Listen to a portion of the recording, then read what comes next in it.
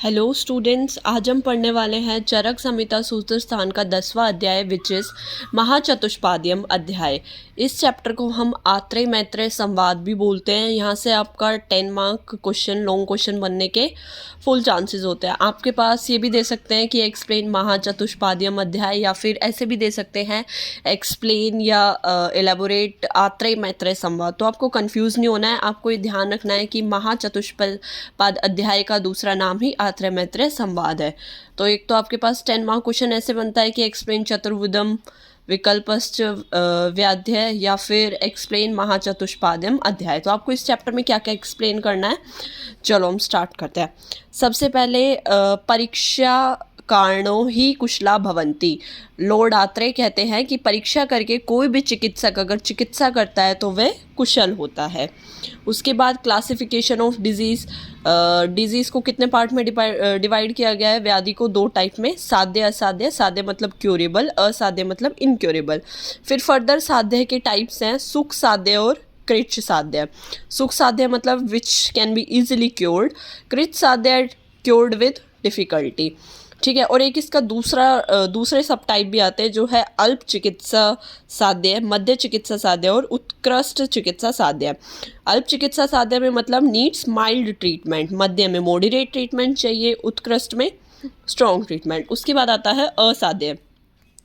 असाध्य के 2 टाइप्स होते हैं, याप्य और अनुपकर्मणीय।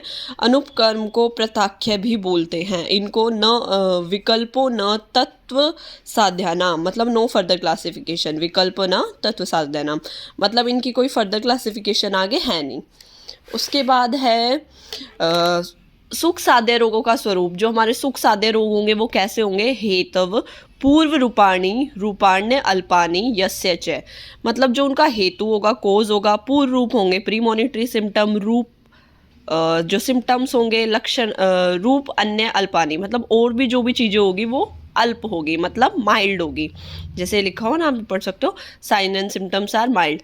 गतिरका नवत्वम मतलब उनकी सिंगल मूवमेंट होगी। दोष एक समुत्पत्ति, सिंगल दोष इन्वॉल्व होगा, सिंगल दोष डिजीज होगी। देह सर्वो औषधम क्षम, body is capable to all kind of medication. और उसके बाद चतुष्पादो उत्पत्तिश्च सुख साध्यस्य लक्षणम, सारे जो चतुष्पाद होंगे, चतुष्पाद हमने पढ़े थे ना, विषक द्रव्य उपस्थ रोगी, वो सारे 4 फोल्ड्स अवेलेबल होंगे। ठीक है।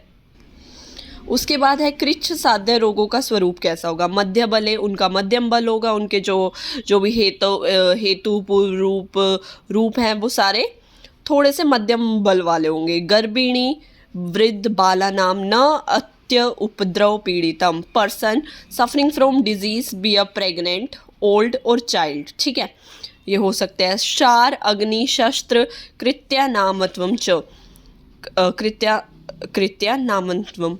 Involve treatment such as surgery alkali, ये सारे एप्लीकेशन। शस्त्र शार और अग्नि कर्म में इन्वॉल्व हो सकते हैं कृच्छ साध्य में। न अति पूर्ण चतुष्पादम, चारों चतुष्पाद पूर्ण नहीं होंगे। द्विपथम, उधर क्या था, गतिरेका नवत्वम था और दोष एकश्च समुत्पत्त था। तो यहाँ पे द्विपथम होंगे, सिंगल दोष मूवमेंट नहीं होगी, 2 दोष इन्वॉल्व होंगे। द्विदोष है, 2 दोष इन्वॉल्व होंगे। ठीक है।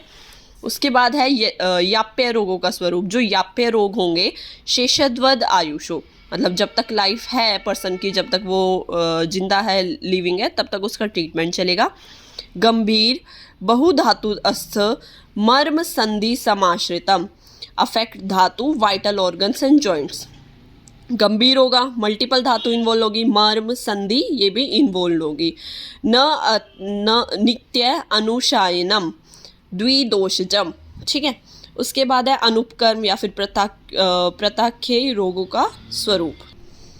इसमें है क्रिया पथम अतिक्रांतम, disease that transcend all the therapeutic device, कोई भी थेरेपी इसमें असर ना करे।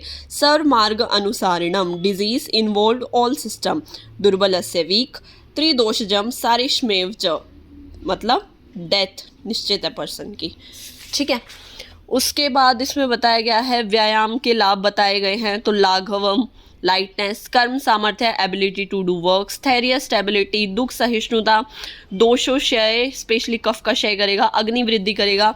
उसके बाद बताया गया है अधिक व्यायाम से क्या क्या हानि हो सकती है, या फिर अति व्यायाम से क्या क्या रोग उत्पन्न हो सकते हैं। आपको एमसीक्यू में दे सकते हैं ये 2 मार्क में। तो श्रम, एक्सर्शन, क्लम, एग्जॉशन, तृष्णा, प्यास लग सकती है, रक्तपित्त हो सकता है, काश, ज्वर, छर्दी हो सकते हैं।